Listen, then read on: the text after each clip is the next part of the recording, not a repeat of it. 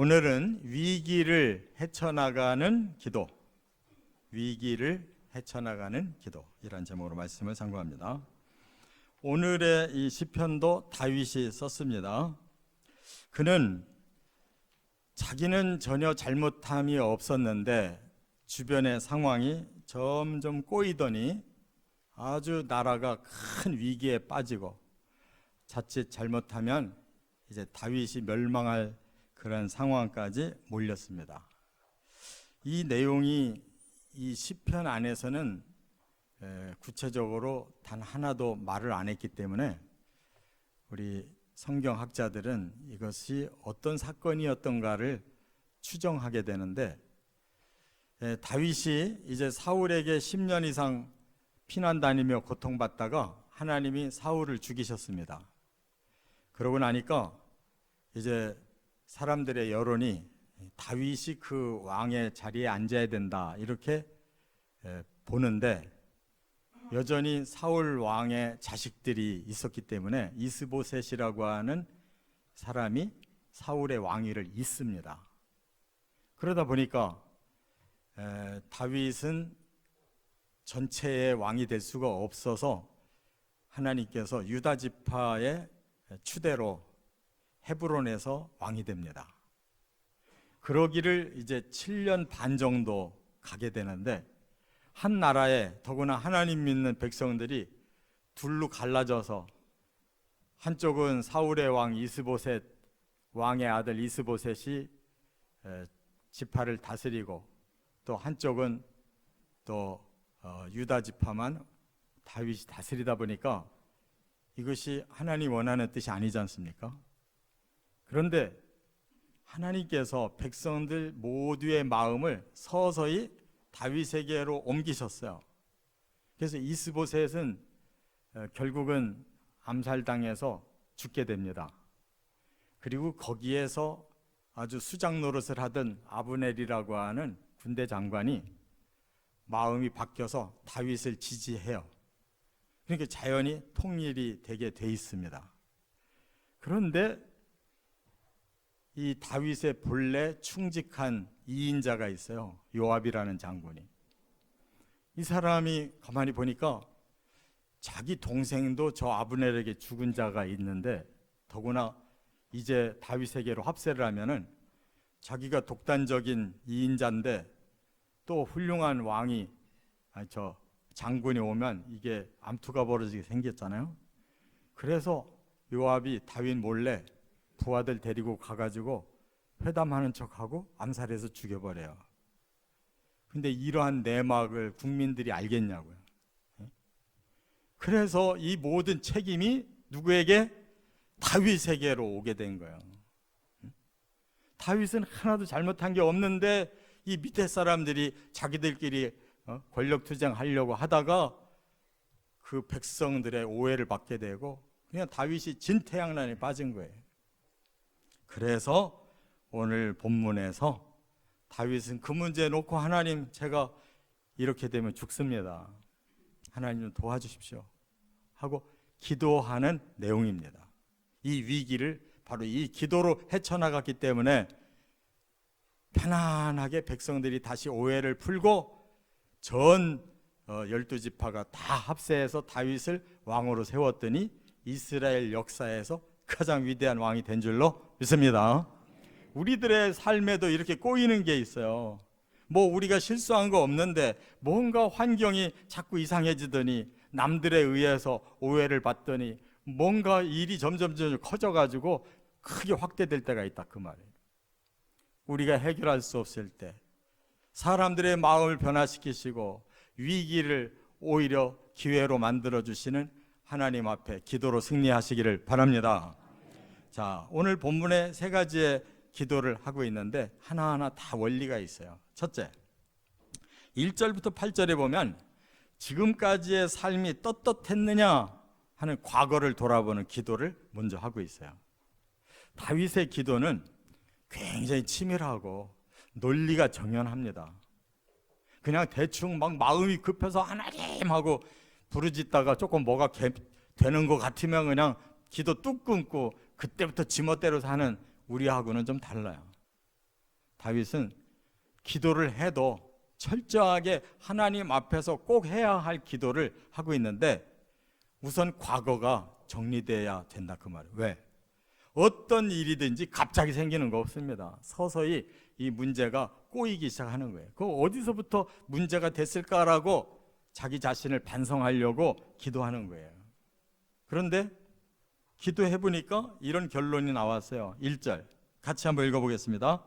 내가 나의 완전함에 행하여 싸우며 흔들리지 아니하고 여호와를 의지하여 싸우니 여호와여 나를 판단하소서. 다윗은 혹시 자기 잘못 때문에 이런 일이 일어난 거 아닌가라고 과거를 돌아보고 반성하려고 기도를 시작했는데 기도하면서 깨달은 것은 그게 아니에요. 여전히 하나님 앞에서 여기 보니까 나의 완전함을 행하여 싸우며, 이 말은 뭐 교만한 소리가 아니라 진심으로 지금까지 하나님 중심으로 열심히 살았다는 거예요. 그 다음에 하나님을 믿는데도 조금도 흔들림 없이 여기까지 왔다는 거예요. 그런데 왜 이런 일이 일어났느냐? 누군가 악한 자들의 음모가 있다는 것이죠. 그래서 하나님이 이제는 판결자가 돼 주십시오, 이렇게 말하고 있는 거예요. 여러분, 어려움이 생기거든 다윗처럼 이렇게 기도해 보시기 바랍니다. 이게 내 문제인지 딴 사람으로부터 온 건지, 그렇기 때문에 내 문제라면 회개해야 되고 딴 사람으로부터 온 거라면 하나님께 판단을 맡기시기 바랍니다. 내가 어쩌고 저쩌고 하다가 오해가 더 커지고 큰일 나는 거예요. 믿는 사람들은 어려움이 오거든 잠잠하게 내 내면 속으로 하나님을 모시고 기도를 시작해야 되는 거예요. 내 자신을 스캔해 봐야 된다 그거예요. 예? 감정적인 기도, 기복적인 기도, 이런 기도는 좀 그만해요. 하나님하고 진정한 대화가 있게 되면 하나님과 대화는 하나님의 마음이 우리 안에 들어오기 때문에 우리가 잘못된 게 있으면 바로 드러나는 거예요. 바로 회개의 영이 역사하는 거라고요. 내가 잘못한 게 아니라면 내 마음이 억울해도 하나님께 맡기면 하나님이 바르게 판단해 주실 것을 믿기 때문에 우리 마음이 치유되는 줄로 깨달으시기 바랍니다. 그래서 지금 다윗은 세 가지로 기도해 보는 거예요. 나 자신을 세 가지로 스캔해요. 하나는 내 양심이 잘못된 게 없었나, 하나는 대인관계에서 내가 실수한 게 없었나, 또 하나는 하나님 앞에 내가 잘못 믿은 것이 없었나, 이 세 가지를 지금 스캔하고 있는데, 먼저 여기 2절에 보면 내 양심을 하나님 앞에 내놓고 기도하고 있어요. 뭐라고? 여호와여 나를 살피시고 시험하사 내 뜻과 내 양심을 단련하소서. 우리의 양심이 하나님이 주신 기관이에요. 그렇기 때문에 내 양심이 부끄럽거나 뭔가 떳떳하지 못하면 바로 하나님 앞에 우리는 문제가 있는 거란 말이에요. 그래서 저를 시험해 보십시오 그랬어요. 그 말은 뭐예요? 제 양심이 어디가 좀 고장났는지, 틀렸는지, 옳은 건지 하나님 아시지 않습니까? 하나님이 테스트 좀 해주세요. 그리고 제 양심을 좀 더 훈련시켜 주세요. 이렇게 말하는 거예요. 참 착하기도 하지. 이런 사람이 진짜란 말이에요. 네. 자, 그 다음에 두 번째는 대인관계에서 문제가 오잖아요. 대인관계에서 내가 잘못한 건지 그 사람이 잘못한 건지 뭐가 정리가 돼야지, 뭐 억울하든지 아니면 사과를 하든지 해야 될 거 아니에요. 그래서 4절에 이렇게 말해요. 악과는 타협하지 아니하였고 허망한 사람과는 같이 하지 않았고 또 간사한 자와는 동행하지 않았습니다 라고 다윗이 하나님 앞에 고백을 해요. 그 말은 뭐냐? 대인관계를 아무리 살펴봐도 원수 만든 적이 없다는 거예요. 그래서 저는 악한 사람과는 타협하지 않았습니다. 그렇다면 의의 고난인 거죠. 또 하나, 허망한 사람과는 같이 한 적이 없습니다. 이 허망이라는 말은 엉뚱한 생각하는 사람들이 있어요. 자기의 이익을 위해 남을 자꾸 해치는 사람이 있다고요. 그걸 잘 봐야 되는 거예요. 올바르게 고쳐줘야지 자기를 위해 남을 자꾸 해치면 안 된단 말이에요. 그런 사람하고는 항상 절연하고 살았기 때문에 실수한 적이 없다는 거예요. 또 여기 간사한 자와 동행하지 않았다는 말은 사람이 자꾸 유혹을 하는 거예요. 야, 이번에 이런 일만 하면 야, 우리 앞으로 굉장히 성공하는 거야 하고 뭔가를 꾸미는 사람들이 있었단 말이에요. 그런데 그 사람들과는 딱 끊었어요. 오히려 의롭기 때문에 고난을 받고 있었다는 그런 말입니다. 그렇기 때문에 우리는 사람과의 관계에 하나님 앞에 내놓고 기도해 봐야 돼요. 우리의 욕심으로의 기도가 아니라 하나님 앞에 양쪽을 다 내려놓고 뭐가 올바른 겁니까를 판단해 봐야 될 거 아니에요. 그 문제가 없었다 그 말이에요. 그 다음에 또 하나 여기 6절에 보니까 신앙생활에서 뭔가 내가 일방통행한 거 없는가를 기도해 보고 있는 거예요. 그랬더니 이렇게 고백을 하게 돼요. 무죄함으로 손을 씻고 주의 제단에 두루 다녔나이다. 이 말은 뭐예요? 아무리 생각해도 신앙적으로도 하나님 앞에 엉망으로 산 적이 없다는 거예요. 하나님 앞에 항상 의롭게 살려고 노력했고 하나님 제단에 가서 거룩한 예배를 드리고 그리고 하나님과 늘 동행하며 기쁨으로 신앙생활을 해왔지 하나님 떠난 적이 없다는 거예요. 그렇다면 어떤 생각이 드는 거예요? 오히려 하나님께서 내게 주신 은혜가 깨달아져서 감사를 드렸고 또 하나님이 주신 기이한 일들이 깨달아져서 그거를 사람들에게 나누면서 간증을 했지 하나님하고 대적한 적 없다는 거예요. 자, 이쯤 스캔이 됐으면 떳떳하잖아요. 양심도 떳떳하고 대인관계도 떳떳하고 하나님 앞에 신앙생활도 떳떳했다면, 그런데도 불구하고 지금 이 모든 문제가 일어났다면 하나님이 올바르게 판결해 주시면 될 줄 믿습니다. 그러면 그날부터 발 뻗고 자는 거예요. 두 번째, 9절부터 11절. 그런데 지금 현재 이 벌어진 상황은 자기가 수습할 힘이 없어요. 그러면 어떻게 해야 되겠어요? 그래서 현재의 급박함을 하나님께 호소하는 기도를 드렸다는 거예요. 내가 감당할 수 없거든 하나님이 개입해 주시기를 기도하시기 바랍니다. 반드시 되는 거예요. 여러분 6개월 동안만 그 어려운 기도 제목을 붙들고 집중 기도해 보세요. 네? 그래도 하나님이 침묵하시는지 그럴 리가 없어요. 기도들을 한다고 하면서도 몇 차례 못해.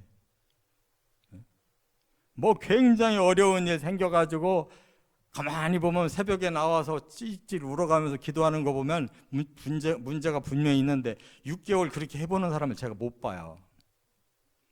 뭐 몇 차례 나오고 그 다음에 싹 사라져버려. 해결이 된 건지 포기해버린 건지는 몰라도 그렇게 기도해서 되는 게 아니란 말이에요. 그래서 오늘 본문에 보니까 뭐라고 말을 하냐면 지금 9절에 바로 이 고백을 하나님 앞에 하고 있는데 한번 같이 읽어보겠습니다. 내 영혼을 죄인과 함께 내 생명을 살인자와 함께 거두지 마소서. 진짜 다급한 상황이에요. 내 영혼이 지금 죄인과 함께 있습니다. 이 말은 금방 망할 상태라는 거예요. 죄인이 망할 건데 왜 나까지 지금 함께 망해야 되냐 이거예요.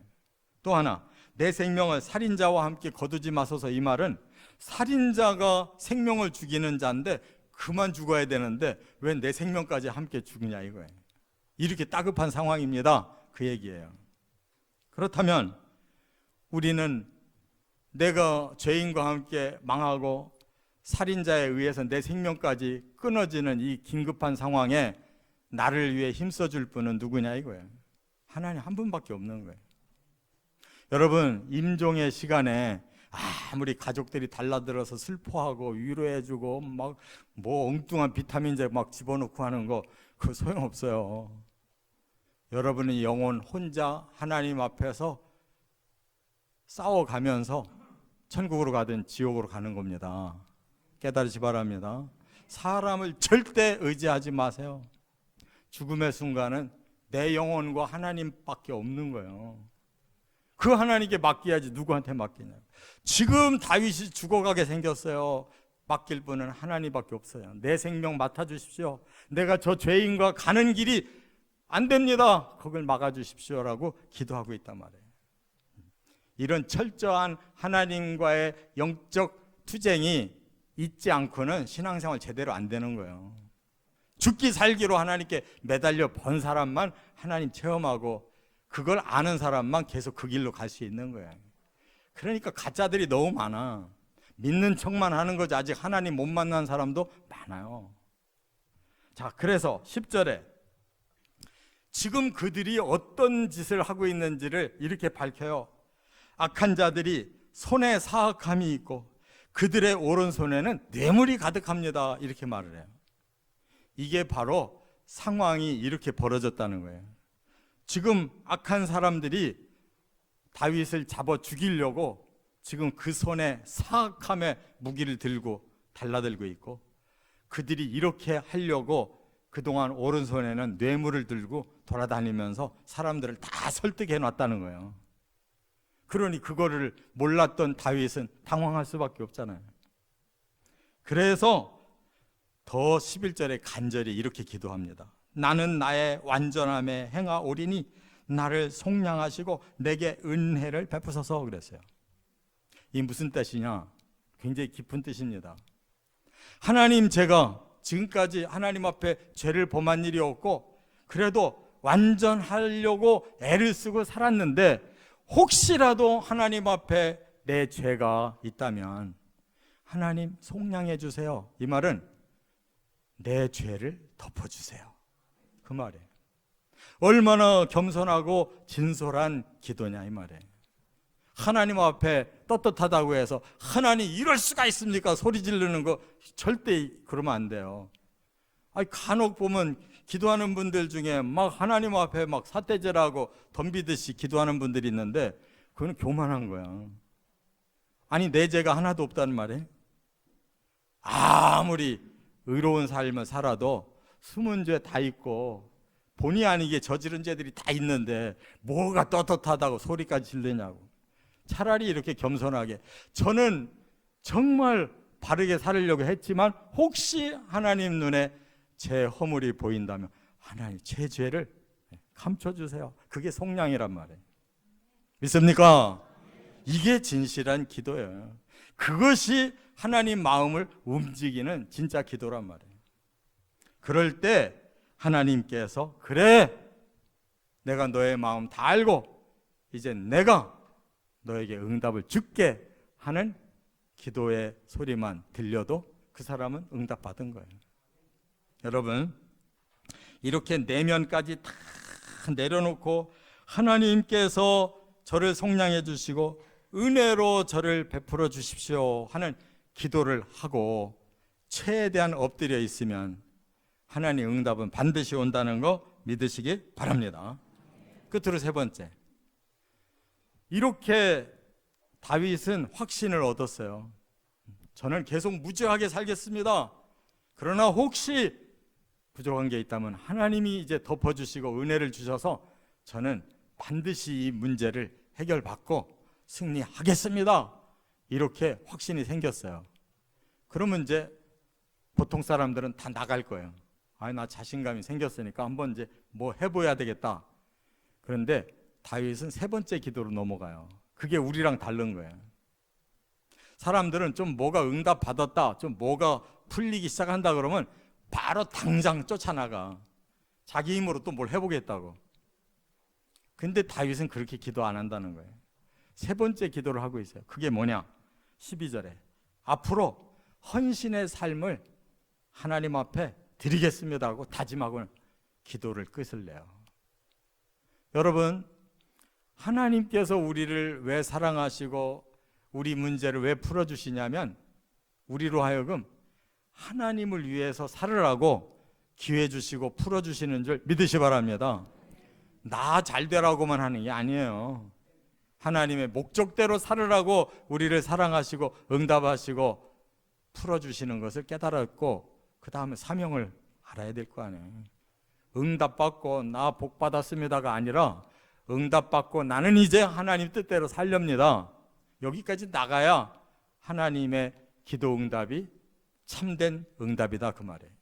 그래서 12절 한번 같이 읽어보겠습니다. 내 발이 평탄한 데에 섰사오니 무리 가운데에서 여호와를 송축하리이다. 믿음도 좋아요. 이미 완료형을 썼어요. 아직 해결도 안 됐는데 내 발이 평탄한 데에 섰사오니, 내 발이 평탄한 데 섰다는 말은 이 문제 해결됐다는 거예요. 자기 마음에 하나님의 응답을 받으니까 이미 내 발이 평탄한 데 서 있대요. 그러니 이제부터 할 일이 있습니다. 어떻게? 무리 가운데에서 여호와를 송축하겠습니다 그랬어요. 이 말은 뭐냐? 이제 진짜로 12지파의 모든 백성들의 추대를 받고 진짜 이스라엘의 왕이 될 거란 말이에요.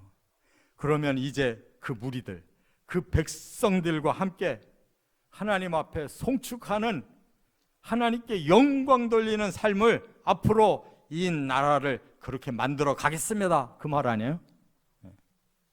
우리나라도 보면 대통령 되는 사람들이 그냥 첫날 취임식 하는 날은 막 기가 막히게 말을 잘하는데 한 1년만 지나면 지멋대로야. 근데 다윗은 요 말한 대로 살았어요.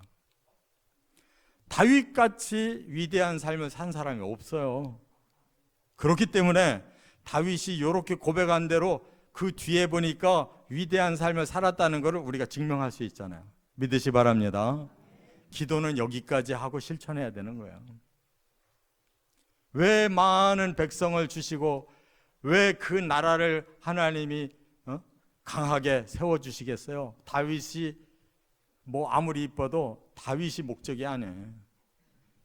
이 다윗을 통해 하나님의 나라의 예표로 세운 다음에 모든 인류를 이런 나라의 백성으로 삼겠다는 것이 하나님 목표예요.